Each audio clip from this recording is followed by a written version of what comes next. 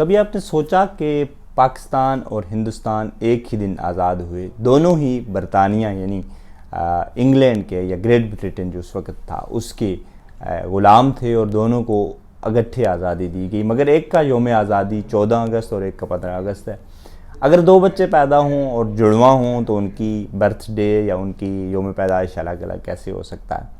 اس پہ بہت سی کہانیاں بھی ہیں۔ کہانی یہ ہے کہ قائد اعظم محمد علی جناح جب پھر ڈاکومنٹس لے کے گئے اور تو وائسرائے کو کہا کہ ادھر سائن کرو، پاکستان آزادی کا جو ہے وہ منظور کرو ایکٹ، اور انہوں نے سائن کر دیے۔ اور جب پنڈت جواہر لال نہرو گئے تو انہوں نے تھوڑا ماننے سے میں دیر لگائی، اور وہ جو ہے وہ 12 بج گئی اور 15 اگست آ گئی۔ ایک اور کہانی ہے اور وہ اس سے بھی دلچسپ ہے کہ جب پاکستان کے ڈاکومنٹس پہ سائن ہو چکے تو ہندوستان کے ڈاکومنٹس کی باری آئی تو قائد اعظم محمد علی جناح نے چائے منگوا لی، اور چائے پیتے ہوئے 12 بج گئی۔ حالانکہ یہی کہا جاتا ہے کہ علل صبح پاکستان بننے کا اعلان ہوا تھا، اور ہم نے اپنے بڑوں سے سنا بھی اور پڑھا بھی کہ پاکستان جو ہے وہ رمضان کی 27 تاریخ کو بنا تھا، جمعۃ الوداع تھا، یعنی یہ مبارک دن شب قدر یعنی 27 رمضان کا اور جمعۃ المبارک کا تھا۔ اگر آپ کسی جگہ پہ آپ کے پاس پرانا کیلنڈر ہو اور آپ یا کسی پرانی تاریخوں میں جائیں اور 1947 کی عید یا 1947 کا رمضان نکالیں تو آپ کو پتہ چلے گا کہ 14 اگست کو تو 26 رمضان تھا اور یہ جمعرات کا دن تھا۔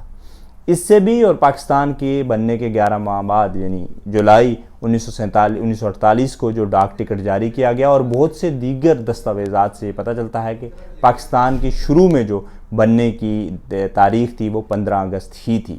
اور قائد اعظم محمد علی جناح کی آواز میں جو پیغام جاری رہا، جو پیغام سنایا جاتا رہا ایک طویل عرصے تک ریڈیو پاکستان سے، شاید اب بھی 14 اگست کو یہ نشر ہوتا ہو، جس میں وہ کہتے ہیں، وہ مبارکباد پیش کرتے ہیں کہ 15 اگست کی یہ آزادی کی صبح سب کو مبارک ہو۔ اس سے بھی یہ پتہ چلتا ہے کہ یہ 15 اگست ہی تھا۔ تو پھر 14 اگست کیوں منایا جاتا ہے اور یہ سلسلہ کب سے شروع ہوا؟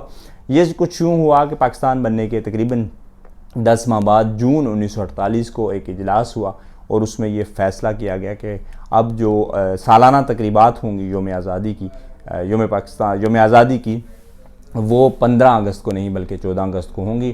اور اس وقت کے وزیر اعظم نوابزادہ لیاقت علی خان کو یہ کہا گیا کہ وہ اس کی منظوری قائد اعظم محمد علی جناح سے لیں گے۔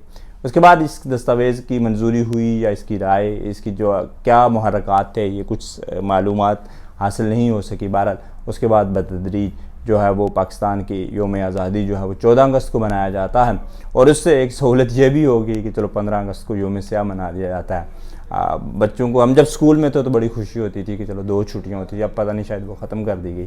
بہرحال یہ ایک فرق پیدا کیا گیا جس کا حقیقت سے کوئی تعلق نہیں۔ اللہ حافظ۔